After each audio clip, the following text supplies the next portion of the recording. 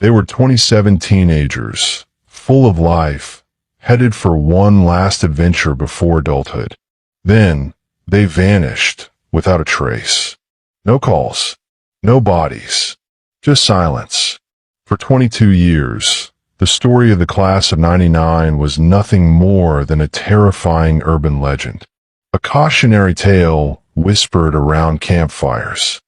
That is, until a hiker stumbled upon a rusted school bus in the woods, swallowed by moss, filled with moldy yearbooks, and something else, something no one was prepared for.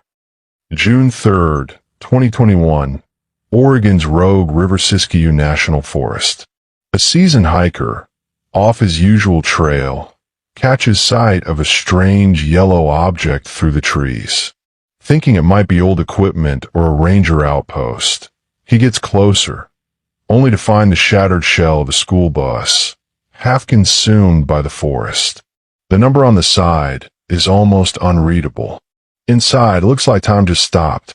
Dusty backpacks still strapped to seats, faded Polaroids, a cassette player lying on the floor, warped by moisture, pages from a yearbook stuck together from mold.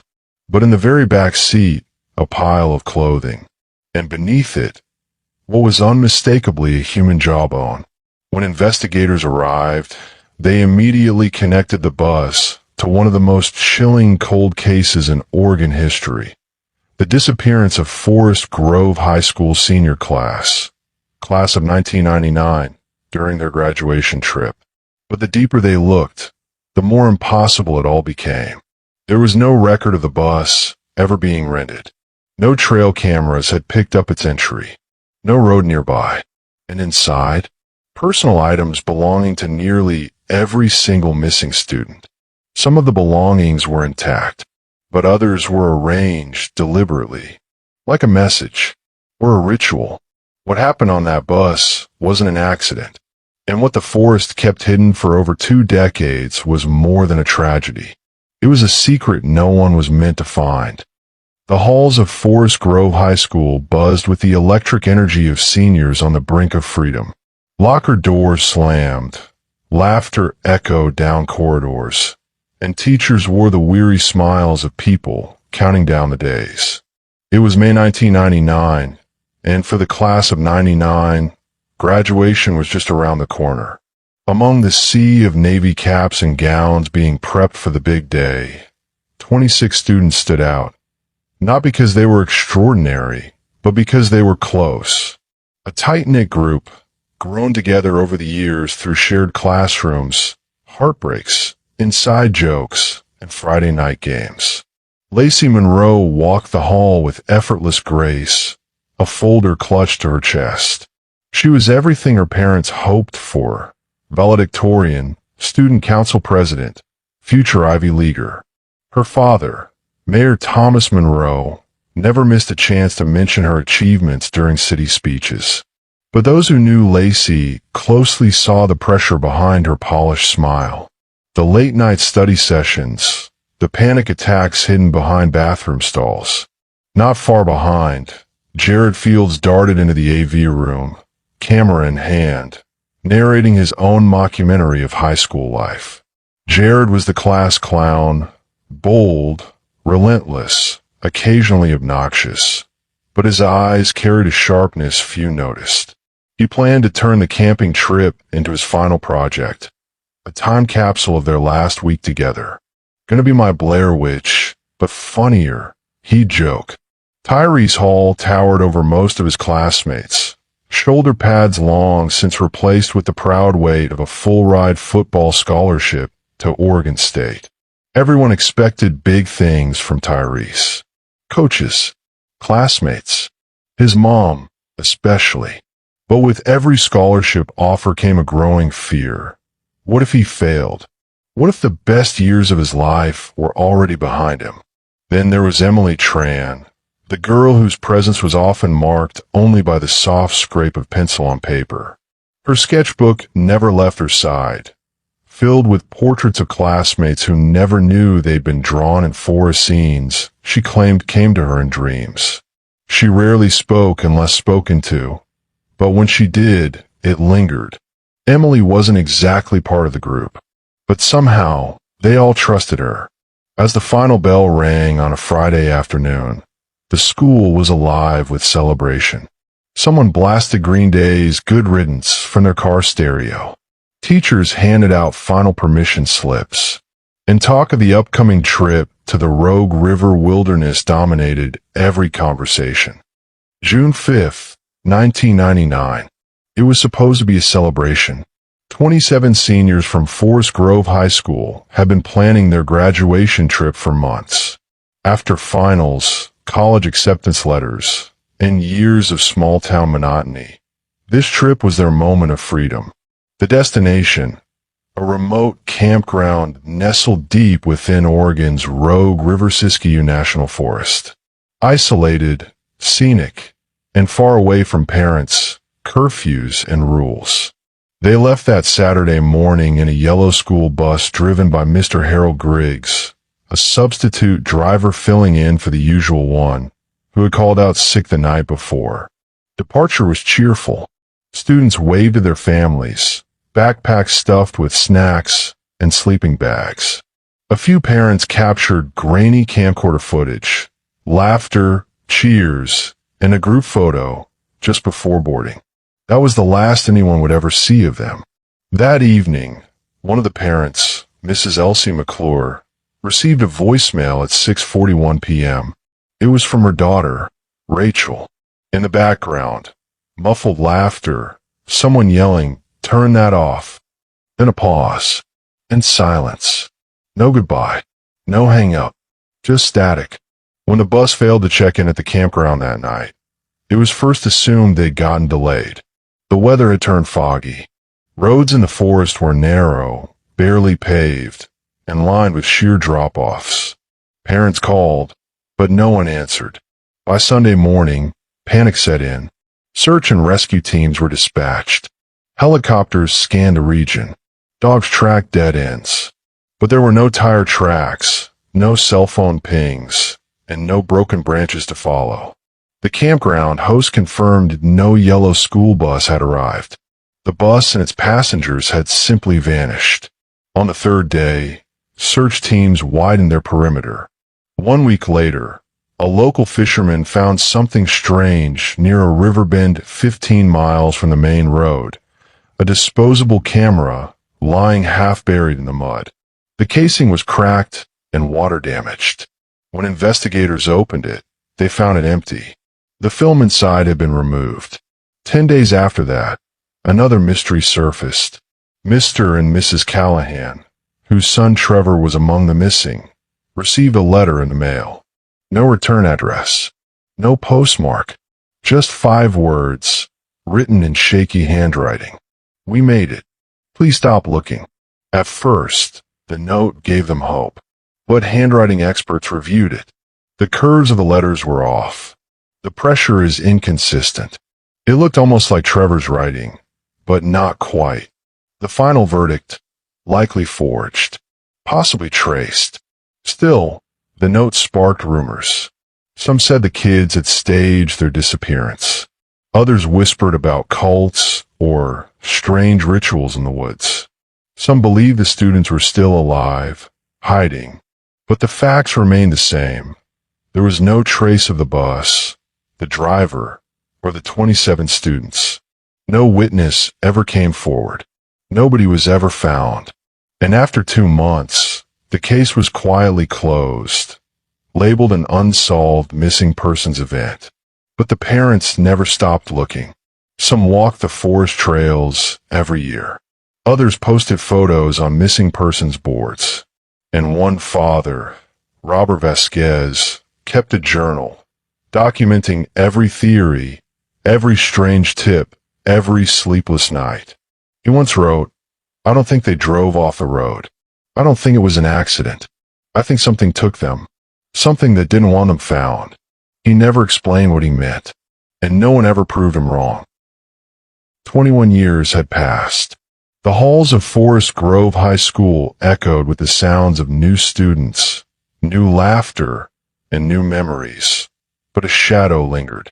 A plaque near the entrance bore the names of 27 students, etched in bronze beneath the words, "Gone but never forgotten, class of 1999. The school held a memorial every June. Teachers would light 27 candles. Some had retired early, unable to bear the weight of unanswered questions. Others stayed, haunted by the faces they once taught, faces that remained forever young in their minds. Across town, time hadn't moved much faster. Bedrooms once filled with teenage posters, textbooks, and cologne-scented air remained untouched. Beds were made the same way. Trophies, prom dresses, and half-written journals waited on shelves, as if their owners had simply stepped out and might return any minute. Some parents clung to hope like oxygen. Others sank into quiet grief, the kind that didn't scream. It just settled. Mr. Delaney, whose son Matthew was class valedictorian, spent most days at the local library, rereading his son's final essay over and over. Mrs. Santos, whose daughter Nina played varsity soccer, watered the same garden Nina planted weeks before the trip. She never touched a petal. But no one held on tighter than Lacey's mother, Irene. While others buried their hope with the passing years, Irene sharpened hers into resolve. She refused to mark a grave, refused to sign any legal declaration of death. She kept Lacey's toothbrush in the holder, her voicemail greeting intact, and her bed freshly made every morning. "She's not gone," Irene would say. "I don't know where she is, but she's out there. I feel it." Neighbors called it denial. Her family called it grief. June 3rd, 2021, nearly noon. A hiker named Travis Milner, an off-duty firefighter from Medford, Oregon, decides to explore a trail system that is rarely used deep inside the Rogue River Siskiyou National Forest. He's not looking for anything in particular, just solitude and silence. But a few hours in, after bushwhacking through thick undergrowth far beyond the marked paths, he sees something strange, a flash of yellow, almost entirely buried in brush and decay. As he clears back the ferns and dead vines, the shape begins to form. Metal, windows, cracked rubber tires sunk deep into the earth. It's a school bus, rusted, broken, its frame twisted and smothered by years of growth. The number on the side is faint, nearly gone, but just barely readable. Number 57. The door is jammed, swollen from weather and time. He forces it open, coughing as stale air pours out. The interior is a tomb. Dust and mildew cling to every surface. Seats are ripped. Ivy grows through shattered windows. And on the floor, rotting, but still recognizable, lie school bags, Letterman jackets, and a pair of moldy graduation caps. A jacket with the Forest Grove High School crest hangs limply on the edge of a seat. At the back, lying beneath collapsed luggage racks and debris, he spots the bones. Not one set, but several. Some are fully skeletonized, others partially decayed. It takes him a moment to understand what he's seeing. There are multiple sets of human remains. 17, later confirmed. He calls 911 immediately. Within hours, the site is cordoned off by law enforcement. Investigators, forensic teams, and anthropologists swarm the scene. And just like that, the mystery that had gone cold in 1999 is suddenly burning again. The media descends. Families who had spent 22 years grieving, or hoping, are forced to relive it all over again. The investigators begin cataloging the contents of the bus. Most items are weather damaged, some destroyed beyond recognition. But in a cracked, mold-covered backpack shoved under the driver's seat, they find something unusual, a manila folder, waterlogged but still intact. Inside are hand-drawn sketches, charcoal and pencil, signed in the bottom corners by Emily Thompson, one of the missing seniors. Her body is not among the remains. The sketches are haunting, disturbing. One shows a ring of figures standing in a forest clearing, surrounding a fire. Another shows faces hidden behind crudely drawn masks, blank, expressionless. Another sketch, darker and more frenzied, depicts blood dripping from tree branches, forming a circle on the forest floor. Symbols are scrawled in the background, none matching any known language. Some pages appear torn or ripped from a journal. The last sketch in the folder shows what looks like the school bus, but different. It's surrounded by tall, faceless silhouettes, and in the front window, behind the wheel, is a mask. Investigators identify the remains using dental records and DNA. Of the 28 people who disappeared, 26 students and 2 teachers, 17 bodies are accounted for, but 9 students are still missing. So are both teachers, including Mr. Carl Muse, the AP history teacher, and Ms. Janine Crawford, the chaperone. The discovery shatters any remaining theories that the class simply ran away or died in a crash. The bus is too deep in the forest, with no path wide enough for a vehicle of that size to reach without a trace. No roads nearby, no tire marks. It didn't crash there. It was placed there, hidden. Why only 17? Where are the others? And why was Emily, a quiet student who barely spoke in class, drawing scenes that looked like rituals? Investigators combed the area within a half-mile radius, but the dense terrain slows the search. No footprints, no remains outside, only silence, and the weight of something they can't quite explain. The case is reopened, not just as a recovery, but as a possible crime scene.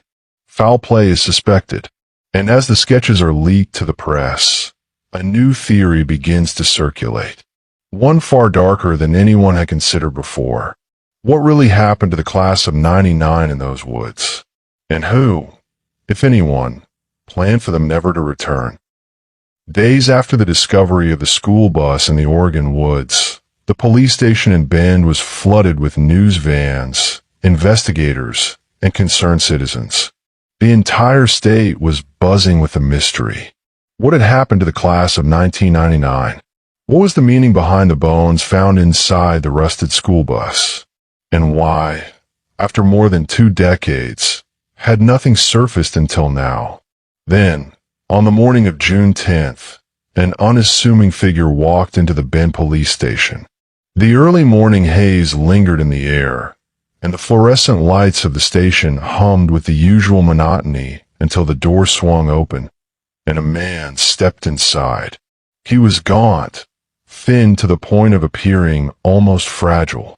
His face was unshaven, his clothes ragged, a tattered jacket hanging loosely from his skeletal frame.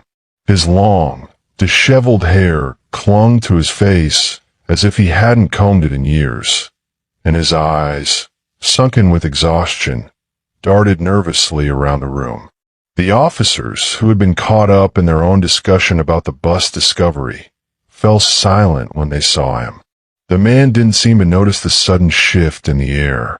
He approached the front desk slowly, almost methodically, before leaning forward, his voice hoarse and barely above a whisper. "I'm Jared Fields, from a class of 1999. For a moment, no one moved. The words hung in the air, charged with the weight of 22 years of unanswered questions. The officers exchanged confused glances, as if waiting for a punchline, but none came. This couldn't be real, could it? The last time anyone had heard Jared Fields' name was when he, along with the rest of the senior class, had vanished during their graduation trip. No body had ever been found. No trace. One of the officers, Sergeant Emily Wells, stepped forward cautiously. "Mr. Fields, can we get your identification?" Jared didn't respond. Instead, his eyes flicked nervously around the room, like someone who was constantly looking over his shoulder. "I was never supposed to come back," he mumbled, his voice trembling. "They're still watching." A chill ran down Sergeant Wells' spine. "Who's watching, Mr. Fields?" she asked, her voice tight with suspicion. Jared shook his head, as though trying to shake off the thoughts that clung to him like a heavy fog. "I don't know. I don't know. I was never supposed to come back. None of us were." He sounded less like a man who had simply survived something tragic, and more like someone who had been forced to survive, like someone who had been marked by something dark and unnatural. Sergeant Wells' patience began to wear thin. She needed answers. They all needed answers. "Mr. Fields, we need you to tell us where you've been all these years. We need to know what happened to your friends, to the other students." Jared's eyes flickered nervously. He glanced toward the door, as if he feared someone might be listening. "I can't. Not yet. Not until He stopped, swallowing hard, as though the words themselves were poison in his throat. But before anyone could press further, a forensic technician entered the room with a report. The officer handed it over to Sergeant Wells. She read it quickly, her brow furrowing in disbelief. "Jared Fields, your fingerprints match. Your DNA, it's a match." For the first time since entering the station, Jared looked up, his eyes wide, like a man who had just been handed a death sentence. "I told you," he whispered. "I told you I was never supposed to come back. I shouldn't have come back." The officers watched him in stunned silence, trying to make sense of his words. They had been expecting a man who would explain the mystery, who would give them answers. Answers to the vanishing, to the school bus, to the bones. But instead, they had a man who seemed more like a puzzle, a man whose presence only deepened the mystery. "Mr. Fields, what do you mean by you shouldn't have come back?" Sergeant Wells pressed, her voice calm but insistent. "Where were you for all these years? Where did you go? What happened to your classmates?" Jared's face twisted in terror. He stepped back from the desk, as though trying to distance himself from the question, from everything. I can't say. Not yet. They're still out there. They won't stop watching until it's all over." A cold, unnerving silence filled the room. The officers glanced at each other, unsure of how to proceed. The man they had hoped would offer them closure, would tell them the truth, was now trembling with fear. And then, just as quickly as he'd arrived, Jared Fields turned and walked toward the door. "I can't stay here," he said. "They'll find me if I stay here." Sergeant Wells rushed to stop him. "Mr. Fields, please, you have to." But before she could finish, he was gone. The door slammed behind him, and the officers were left with only more questions than before. They now had a living witness, Jared Fields, the only one who could explain what happened to the class of 1999. But whatever had happened to Jared, whatever had happened to the others, was far from over. The nightmare wasn't finished. It had only just begun. A few days later, Jared is sitting across from the investigators, his eyes wide with terror, a haunted look that hadn't faded in years. The room was silent, the air thick with anticipation. The last 2 hours had been spent in painstaking detail, going over his timeline, his memories, his recollections of the last time he'd seen his classmates. But now, at this pivotal moment, he was now about to tell them everything. "They were all dead, you know," he began, his voice shaky but resolute. "The ones who didn't, the ones who resisted, they were never seen again, never heard from, just gone."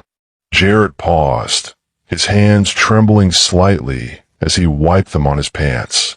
He had been sitting in front of investigators for hours now, but the weight of his confession had never been so real, so suffocating. His words had already started to unravel the decades-old mystery. But this was the moment when the truth would finally emerge. "It started the day the bus broke down," he continued. "We were miles from the nearest road, deep in the forest. The engine sputtered and died. We couldn't move the bus. We couldn't get it started. So we waited and waited.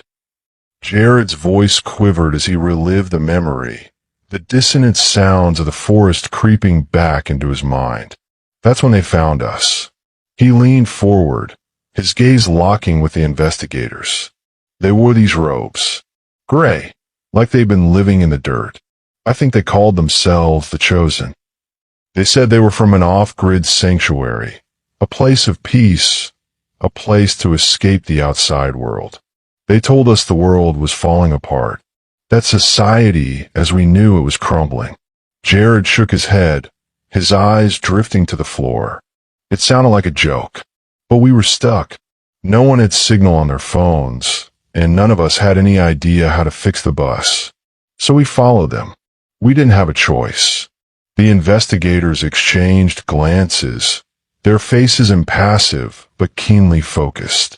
Jared was speaking now with more urgency, his voice rising as the story poured out.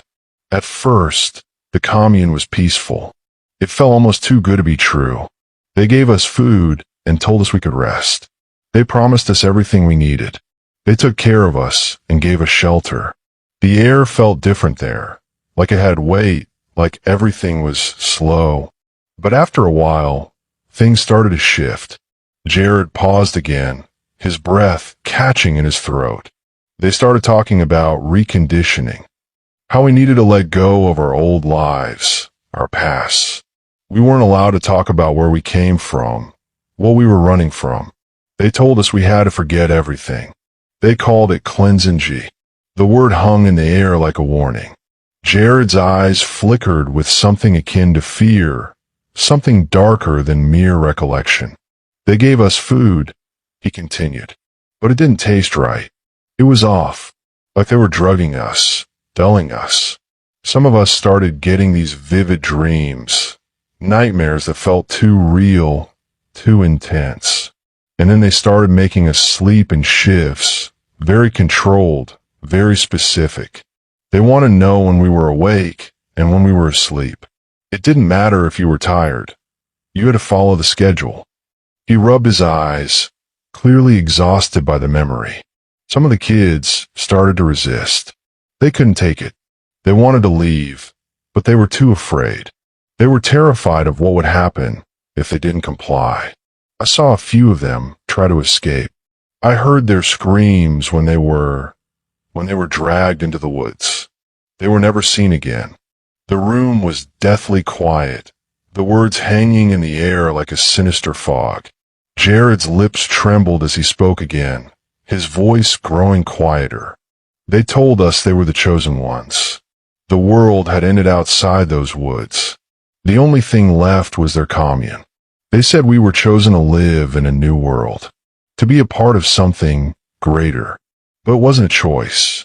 It was a prison, and those who didn't accept it, he swallowed hard, his throat dry. They were sacrificed. Jared's eyes flickered with a cold, distant fear. I wasn't the only one who saw it. Those who tried to leave, the ones who fought back, they were offered up to the forest. No one ever came back. The investigators sat motionless, taking in every word as Jared continued. By 2006, I'd had enough. I found a way to escape. I ran as far and as fast as I could. But even then, I was too afraid to tell anyone. I kept quiet. I stayed hidden. I thought, maybe, just maybe if I kept quiet, they'd forget about me.